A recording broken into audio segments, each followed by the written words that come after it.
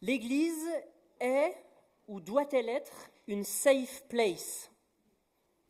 Vous savez, les safe places, ce sont des lieux sûrs et sécurisants où les personnes qui s'y rendent peuvent se sentir en sécurité, donc sur le plan émotionnel et psychologique. L'Église doit-elle être ce genre d'endroit? Dans un sens, oui, sans aucun doute. Si on pense par exemple à la protection des mineurs, à la prévention et la gestion des violences sexuelles, l'Église doit être une safe place, un lieu sûr où nous faisons tout ce que nous pouvons pour que ce genre de violence n'arrive pas et que si elles arrivent, si elles sont commises, qu'elles soient mises en lumière, condamnées clairement et que les victimes soient entourées. En ce sens, l'Église est, ou devrait être en tout cas, une safe place. Mais, si safe place signifie aussi, comme c'est souvent le cas, le lieu où je n'entendrai rien qui choque ma sensibilité, où je n'entendrai rien qui choque mes convictions personnelles, alors je crois que l'Église n'est pas appelée à être une safe place dans ce sens-là. L'Église n'est-elle pas, en effet, entre autres choses, le lieu d'écoute d'une parole qui, pour mon bien et pour le bien de la communauté, m'encourage le plus souvent, mais me corrige, me transforme, me bouscule aussi parfois? Jésus lui-même n'avait-il pas régulièrement une parole qui dérange autour de lui, envers le jeune homme riche, envers les pharisiens, envers les sadducéens, etc., etc. Je voudrais qu'on réfléchisse ensemble à cette question en lisant ce texte de Matthieu 18, les versets 15 à 18. Évangile selon Matthieu, chapitre 18, les versets 15 à 18. Si ton frère ou ta sœur s'est rendu coupable, va le trouver en tête-à-tête et convainc-le de sa faute. S'il t'écoute, tu auras gagné ton frère ou ta sœur. S'il ne t'écoute pas, prends avec toi une ou deux autres personnes pour que toute affaire se règle sur les déclarations de 2 ou 3 témoins. S'il refuse de les écouter, dis-le à l'Église. S'il refuse aussi d'écouter l'Église, considère-le comme un païen et un collecteur d'impôts. Vraiment, je vous l'assure, tout ce que vous interdirez sur la terre sera interdit aux yeux de Dieu, et tout ce que vous autoriserez sur la terre sera autorisé aux yeux de Dieu. Amen. Texte assez court aujourd'hui. Je vous invite à prier. Seigneur, merci pour ta parole, qui est utile pour encourager, mais qui est utile aussi pour corriger, pour reprendre, pour réajuster nos trajectoires de vie, les chemins sur lesquels nous marchons, qui le fait avec douceur et qui le fait parfois aussi en nous bousculant. Seigneur, donne-nous de nous laisser interpeller par cette parole. Amen. Dans ce texte, Jésus nous invite à une certaine responsabilité les uns envers les autres, à la responsabilité de nous interpeller les uns les autres dans la communauté chrétienne lorsque nous empruntons des chemins qui ne mènent pas à la vie, afin de gagner, c'est bien ça le but du processus que Jésus propose à son Église ici, afin de gagner notre frère ou notre sœur. Ça, c'est fondamental de le poser de manière très claire. La démarche dont parle Jésus vise le bien de l'autre, le bien de celui qui, d'une manière ou d'une autre, s'égare et qu'il convient donc de gagner. C'est important de le retenir parce que ça doit façonner la manière dont on met en œuvre ce processus que de viser le bien de l'autre. Et c'est d'ailleurs intéressant de noter, vous pourrez relire tout le chapitre 18 chez vous pour creuser, ce texte que je viens de lire suit immédiatement la parabole de la brebis égarée.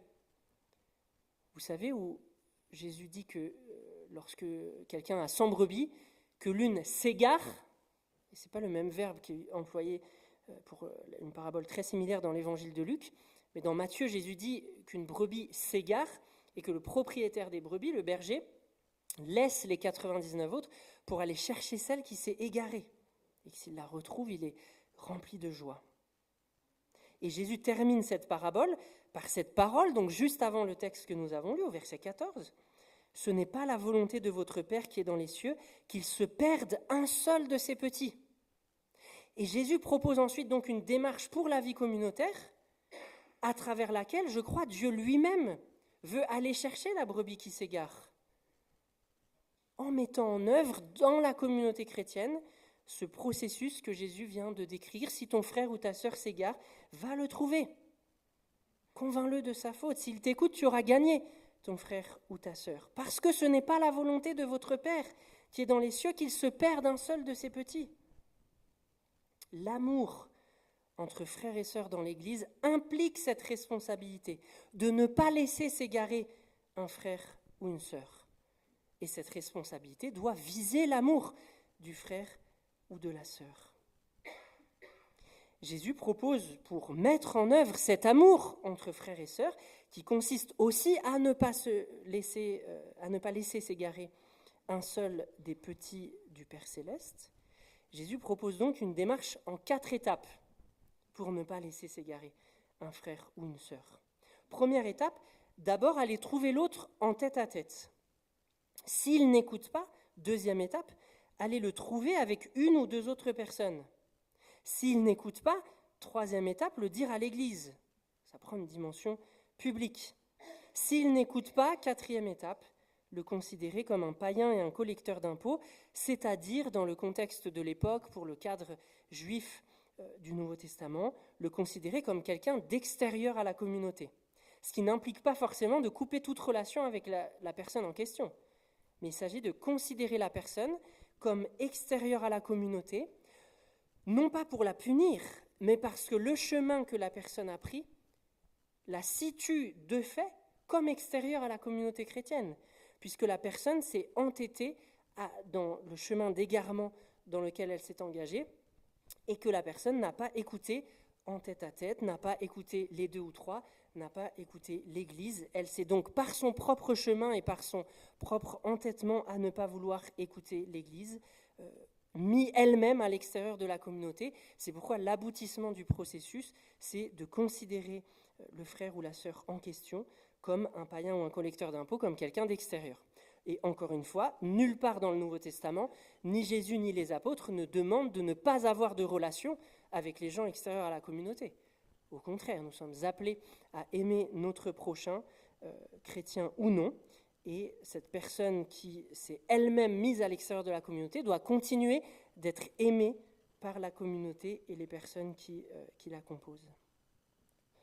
Alors on pourrait se demander, et vous avez peut-être remarqué ça à la lecture, on pourrait se demander si la démarche que je viens de redécrire en 4 étapes, la démarche que Jésus donne à l'Église, pourrait se demander si elle ne se limite pas, au cas où le frère ou la sœur en question a péché contre moi, a péché à mon égard.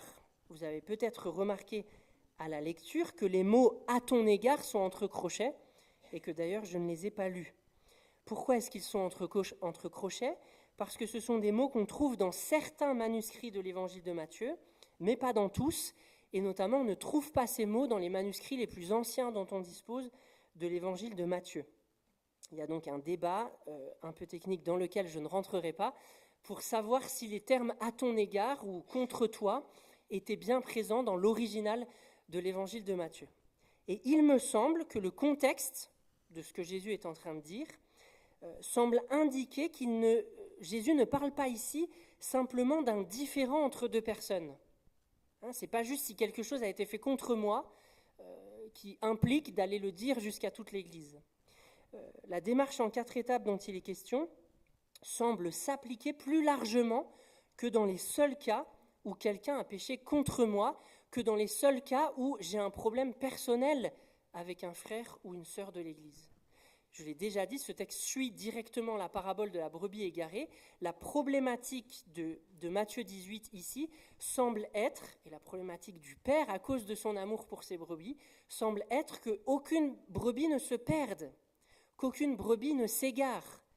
Et la perspective de Jésus ici, dans le contexte, ne semble pas être celle d'un différend entre 2 frères et sœurs dans une église. Il me semble donc plus juste de considérer que les mots « à ton égard » ont été ajoutés plus tardivement et ne collent pas avec le sens de ce que Jésus veut dire ici. Donc la démarche ne me semble pas limitée à un cas où il y a un différend entre deux personnes. La problématique, c'est la responsabilité que nous avons les uns envers les autres de ne pas laisser un frère ou une sœur s'engager dans un chemin qui pourrait l'amener à se placer à l'extérieur de la foi chrétienne et de la communauté chrétienne. Mais, et peut-être que vous vous posez déjà la question, ne risque-t-on pas alors, si nous nous mettions à appliquer ce texte, à créer une ambiance d'église assez délétère, marquée par un esprit critique permanent et par une ingérence dans la vie privée les uns des autres? Et malheureusement, je crois que c'est ce qui peut arriver dans certaines communautés. Il faut déjà, je crois, se rappeler que le contexte avec la parabole des brebis, qui précède immédiatement notre texte, est celui de l'égarement. Jésus ne nous demande pas de nous interpeller les autres pour le moindre écart. Nous sommes tous en chemin. Nous sommes même parfois en lutte avec certains péchés. Mais ce n'est pas de ça dont Jésus parle. Le but est de ne pas laisser quelqu'un s'égarer, c'est-à-dire prendre un chemin par une certaine compréhension de la foi ou par une certaine manière de vivre qui finirait par le conduire hors de la foi chrétienne. Il ne s'agit pas de nous reprendre les uns les autres au moindre péché, au moindre écart du chemin. Il s'agit de ne pas laisser quelqu'un, par amour les uns pour les autres, de ne pas laisser quelqu'un s'égarer.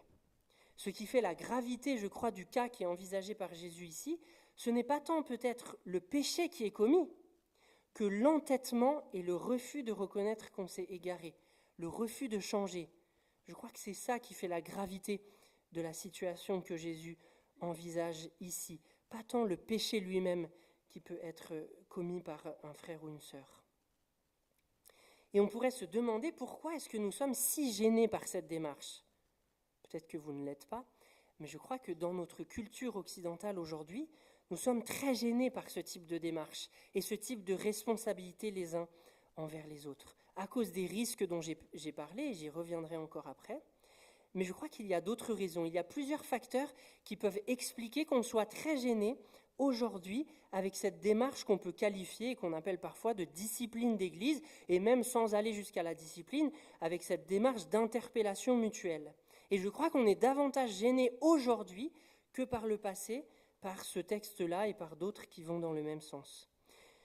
Je pense que les facteurs qui expliquent pourquoi on est gêné sont assez complexes et il y en a tout un tas. Mais j'aimerais pour ce matin retenir deux facteurs principaux qui, à mon sens, expliquent pourquoi dans notre culture occidentale moderne, voire postmoderne, on est gêné par la mise en œuvre de cette démarche et donc peut-être même par le texte lui-même. Je retiens deux facteurs principaux pour ce matin, l'accent très fort qu'on met aujourd'hui sur la liberté individuelle et la tentation de la victimisation. J'explique. D'abord, la liberté individuelle. C'est assez transparent déjà lorsqu'on le dit comme ça, mais c'est le fait de pouvoir choisir par moi-même, sans référence extérieure, ce qui est bon ou non pour moi. Et notre culture met l'accent très fort sur cette liberté individuelle-là, la volonté, enfin le fait que l'on veuille pouvoir choisir chacun pour soi-même sans référence extérieure ce qui est bon ou non pour moi. Évidemment, vous le voyez immédiatement, c'est assez contradictoire avec la démarche que Jésus encourage ici, qui fait précisément appel à une référence extérieure, qui est celle du cadre de la foi chrétienne, et qui implique du coup de pouvoir discerner qu'est-ce qui relève ou non de l'égarement vis-à-vis de cette référence de la foi qui nous est révélée dans l'Évangile. Et comme l'écrit Jacques Nussbaumer, théologien à la fac de Vaud, dans un article sur la liberté justement, il écrit « La liberté, dans la Bible, la liberté provient précisément de la libération de ce qui incite l'homme à se renfermer sur lui-même, ce qu'on peut associer au péché. Et de même, dans la Bible toujours, la liberté provient de la libération à confondre sa liberté avec l'illusion de se définir par lui-même. Dans la Bible, la liberté, c'est la libération de ce qui nous renferme sur nous-mêmes et la libération de l'illusion que l'on peut se définir par soi-même.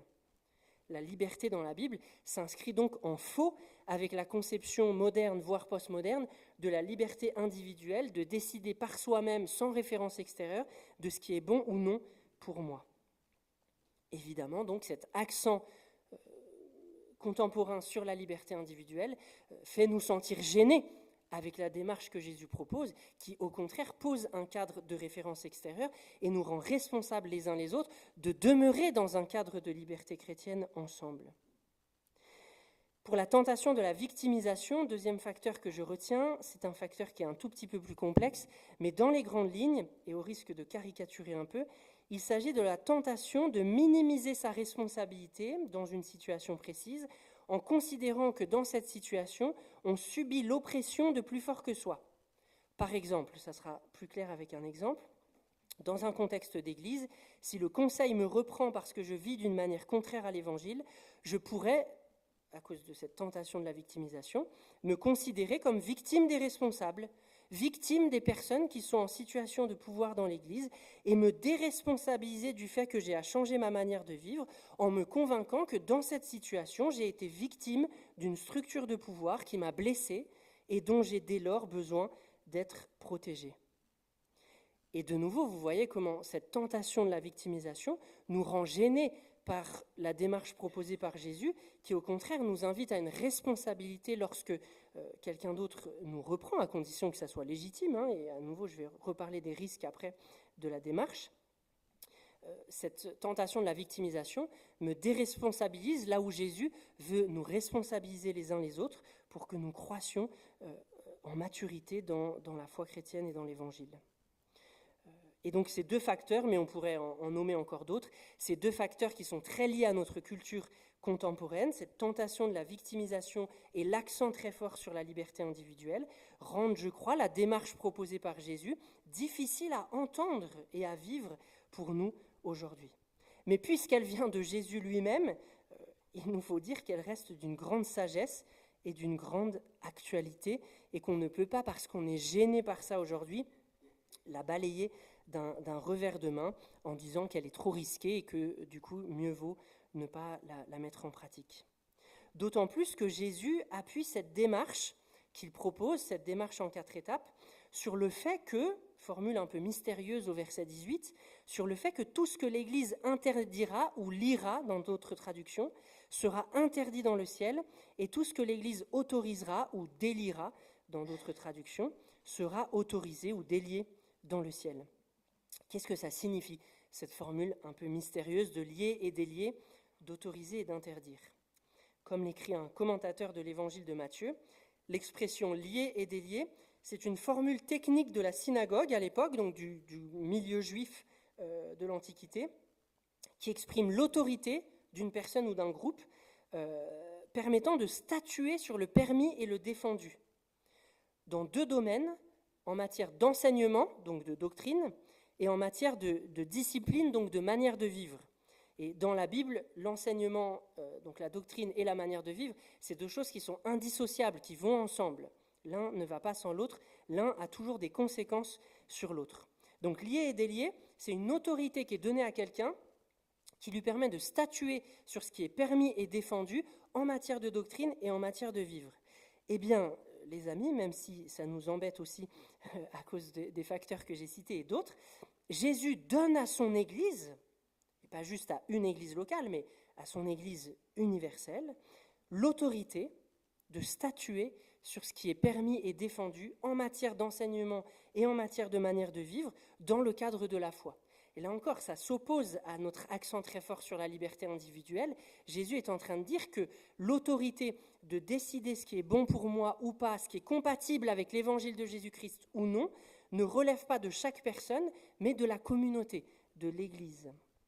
C'est pour ça, entre autres, que nous avons des confessions de foi, que nous reconnaissons l'autorité de certains conciles de l'Église qui, dans l'Antiquité, ont défini ce que signifiait la foi chrétienne pour la divinité et l'humanité du Christ, par exemple, pour la Trinité, etc., etc. Jésus donne autorité à son Église de lier et de délier, c'est-à-dire de statuer communautairement et pas juste individuellement sur ce qui est fidèle à l'Évangile et ce qui ne l'est pas, en matière d'enseignement et de manière de vivre donc. Est-ce que nous avons conscience de cela lorsque nous devenons membres d'Église ? Est-ce que nous avons conscience que l'Église, sans se réduire à cette dimension, est-ce que nous avons conscience que l'Église est aussi ce lieu-là, ce lieu d'écoute d'une parole prophétique, pourrait-on dire ? Pas nécessairement au sens charismatique, même si ça peut en faire partie, pas nécessairement prophétique au sens charismatique, mais au sens d'une parole qui actualise la parole de Dieu à ma vie pour m'interpeller et pour m'aider à rester ou à revenir sur le chemin de l'Évangile. Est-ce que j'ai conscience que l'Église est aussi le lieu de l'écoute d'une parole prophétique dans ce sens-là ? Puisqu'on fête les 500 ans de l'anabaptisme, je cite un réformateur anabaptiste du XVIe siècle, Balthasar Hubmaier, qui proposait dans sa liturgie du baptême la question suivante à poser aux baptisés.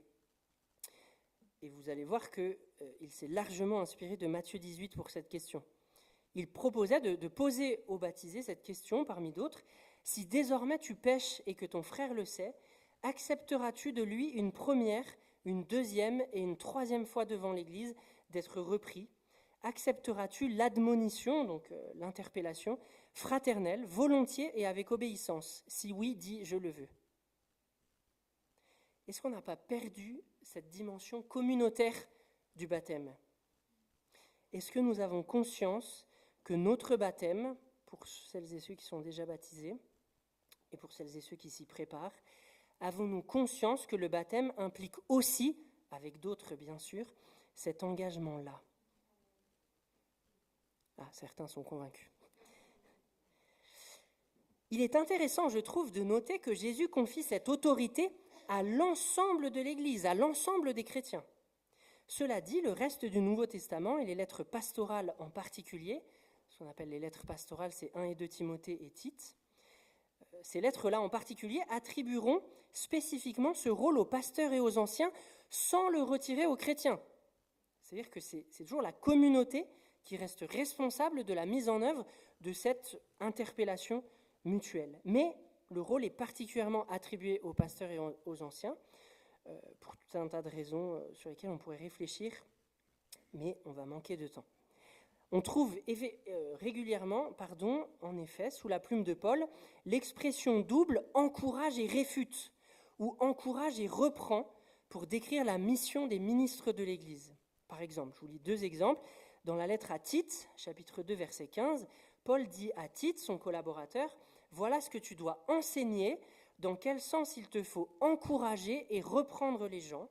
Fais-le avec une pleine autorité, que personne ne te traite avec mépris. » Ou, de manière un peu similaire, à Timothée, en 2 Timothée 4, verset 2, « Proclame la parole, insiste, que l'occasion soit favorable ou non, convainc, réprimande, encourage par ton enseignement, avec une patience inlassable. » Avons-nous conscience que cette mission aussi, avec d'autres, est confiée aux responsables de l'Église, aux pasteurs, aux conseils peut-être aussi, d'une certaine manière. Mais, me direz-vous, et peut-être que vous vous posez la question depuis tout à l'heure, n'est-ce pas favoriser les abus, au moins les abus spirituels et les abus d'autorité, que d'encourager une telle culture de la discipline et de l'interpellation mutuelle dans l'Église ? Et je crois que le risque est réel. Il faut le nommer, il faut le dire. Il y a une manière abusive de vivre l'enseignement de Jésus de Matthieu 18 et l'enseignement des pastorales, et on pourrait encore citer bien d'autres textes. Oui, le risque est réel. Il y a une manière abusive de vivre cela. Il faut nommer ce risque et il faut mettre en place des choses pour que nous ne vivions pas de manière abusive cette responsabilité d'interpellation mutuelle. Mais à l'inverse, il nous faut prendre la responsabilité de vivre cela. Ce n'est pas parce qu'il y a un risque d'abus qu'il nous faut du coup laisser cette partie de l'enseignement du Nouveau Testament de côté. Et notre culture, et la culture, c'est pas juste un truc extérieur, c'est quelque chose qu'on porte en nous, la culture. Notre culture nous pousserait à cesser de vivre ce genre d'interpellation mutuelle. Donc il nous faut veiller des 2 côtés à ne pas cesser de vivre ce à quoi Jésus nous appelle à vivre, et en même temps à ne pas le vivre d'une manière abusive. Alors comment faire ? Comment vivre ça sans tomber dans les abus spirituels et les abus d'autorité ? Premièrement, je rappelle encore une fois que la démarche proposée par Jésus ici vise l'amour du frère ou de la sœur qui s'égare. Et donc la manière d'interpeller un membre de l'Église doit correspondre à ce but et servir ce but d'amour de l'autre. C'est-à-dire que la manière dont on va vivre ça, ça doit refléter qu'on aime le frère ou la sœur, et que c'est par amour pour le frère ou la sœur qu'on va l'interpeller en disant « Mon frère, ma sœur, écoute, sur ce chemin, sur ce choix que tu as fait, sur cette chose que tu confesses, je crois que tu es sur un chemin d'égarement, attention, etc. » Et donc, on ne peut pas vivre ça avec mépris, avec condescendance les uns envers les autres.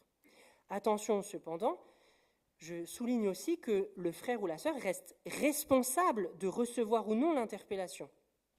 Et ce n'est pas parce que le frère ou la sœur ne reçoit pas qu'on a mal mis en œuvre la démarche. Il y a ce risque aussi, je crois, dans l'Église, d'accuser le conseil, par exemple, d'avoir mal interpellé un frère ou une sœur parce que le frère ou la sœur le prend mal. Mais on le voit bien dans ce que Jésus décrit dans le processus, le frère ou la sœur reste responsable de recevoir ou pas. Il peut ne pas écouter. Deuxième remarque très importante pour bien vivre ce que Jésus donne de vivre à son Église ici, la démarche dont Jésus parle ne consiste pas à aller retirer la paille dans l'œil de son voisin. Vous vous rappelez de cette parole de Jésus qui doit pondérer, je crois, ce qu'il dit ici en Matthieu 18. C'est en Matthieu 7 qu'il y a la parole sur la poutre et la paille. « Comment oses-tu dire à ton frère, laisse-moi ôter la paille de ton œil, alors qu'il y a une poutre dans le tien ?» Il faut pondérer la démarche de Matthieu 18 avec cette parole de Matthieu 7. Jésus, en Matthieu 18, n'est pas en train de dire « Vous pouvez aller retirer la paille de l'œil de votre frère ou de votre sœur à chaque fois que vous discernez une paille. » Il ne s'agit pas d'aller retirer la paille de l'œil de son voisin, mais d'aller chercher la brebis égarée. Ce n'est pas la même chose. Encore une fois, il ne s'agit pas de se donner l'autorisation d'interpeller le frère ou la sœur à chaque fois qu'on constate un écart. Nous sommes tous en chemin, nous avons tous des pailles dans l'œil et même parfois des poutres. Donc Jésus ne donne pas autorité à ses disciples de mener l'enquête dans la vie des autres, ni même d'imposer une redevabilité de chaque membre à un père ou à une mère spirituelle, comme cela peut se pratiquer dans certaines communautés évangéliques. Nous n'avons pas le droit, même en citant Matthieu 18, d'imposer une redevabilité forcée aux membres de l'Église. Ce n'est pas de ça dont Jésus parle. Et malheureusement, il y a des églises évangéliques, même ici à Lyon, qui pratiquent ça, cette sorte de redevabilité forcée, où chacun doit rendre compte des moindres aspects de sa vie privée à un autre frère ou à une autre sœur de l'Église pour pouvoir mettre en œuvre Matthieu 18. Mais ce n'est pas de ça dont Jésus parle. Il ne s'agit pas d'une redevabilité forcée. Il s'agit d'aller récupérer un frère ou une sœur dont on constate qu'il s'égare, non pas juste dont on constate qu'il a une paille dans son œil. Le but de la démarche que Jésus propose, c'est la croissance du disciple, donc sa responsabilisation. Nous ne pouvons pas mettre Matthieu 18 en œuvre d'une manière qui serait infantilisante, d'une manière où l'on dirait à l'autre ce qu'il doit faire comme si c'était un enfant. Le but de la démarche, c'est la responsabilisation de l'autre et sa croissance. Donc la manière de mettre en œuvre la démarche proposée par Jésus doit viser cette responsabilité de l'autre et non pas lui dire ce qu'il doit faire et l'infantiliser. Et puis enfin, si la mission d'encourager, de réfuter et de reprendre est particulièrement attribuée aux pasteurs et aux anciens dans le Nouveau Testament, ils ne sont eux-mêmes pas intouchables. Eux-mêmes doivent pouvoir être repris et interpellés par les frères et sœurs de la communauté. En tant que pasteur, je suis membre de l'Église, je fais partie de la communauté, je fais partie de l'Église dont Jésus parle en Matthieu 18. C'est d'ailleurs très intéressant que c'est un des 2 seuls textes où Jésus parle de l'Église dans le Nouveau Testament ici. Je fais partie de cette Église dont parle Jésus, et vous êtes responsable, si je m'égare, de venir m'interpeller. C'est votre responsabilité vis-à-vis de moi, vis-à-vis du conseil, vis-à-vis des pasteurs, vis-à-vis des responsables. Personne n'est exclu de ce cadre proposé par Jésus. Les responsables de l'Église ne sont pas intouchables. Et plus encore, si je recite les lettres pastorales de Paul, les responsables semblent même juger plus sévèrement que les autres. S'ils ne sont pas intouchables, ils sont même jugés plus sévèrement que les autres. Paul écrit à Timothée, en 1 Timothée 5, « N'accepte pas d'accusation contre un responsable d'église si elle n'est pas appuyée par 2 ou 3 témoins. » Donc il y a quand même un cadre pour qu'on ne puisse pas non plus dégommer les responsables de manière abusive non plus. N'accepte pas d'accusation si elle n'est pas appuyée par 2 ou 3 témoins. Mais s'il y a bien 2 ou 3 témoins qui valident l'accusation contre un responsable, Paul continue, ceux qui ont péché, donc il parle toujours des responsables, ceux qui ont péché, reprends-les devant tous, afin que cela inspire de la crainte aux autres. Les responsables ne sont pas intouchables, et c'est une manière, là aussi, je crois, de poser un cadre qui nous évite de tomber dans des situations d'abus, où les responsables peuvent exiger la redevabilité de la part des autres. J'ai déjà dit que cette exigence n'était pas biblique, mais plus encore, les responsables eux-mêmes faisant partie de la communauté sont concernés par ce qui est dit en Matthieu 18, et même, dixit Paul, ils seront jugés plus sévèrement. L'Église doit-elle alors être une safe place ? L'Église, je l'ai dit, doit en tout cas être un lieu de croissance et de responsabilisation, et en aucun cas un lieu d'abus. L'Église doit être une safe place en ce sens-là. Mais l'Église est aussi, à cause de l'autorité que Jésus lui confie, le lieu de l'écoute d'une parole prophétique, d'une parole qui encourage, d'une parole qui déplace, d'une parole qui bouscule parfois. Comme l'écrit l'auteur des Proverbes dans l'Ancien Testament, qui aime la connaissance, désire être corrigé, qui déteste les réprimandes, n'est qu'un sot. Que le Seigneur nous donne de vivre de cette sagesse. Je vous invite à prier.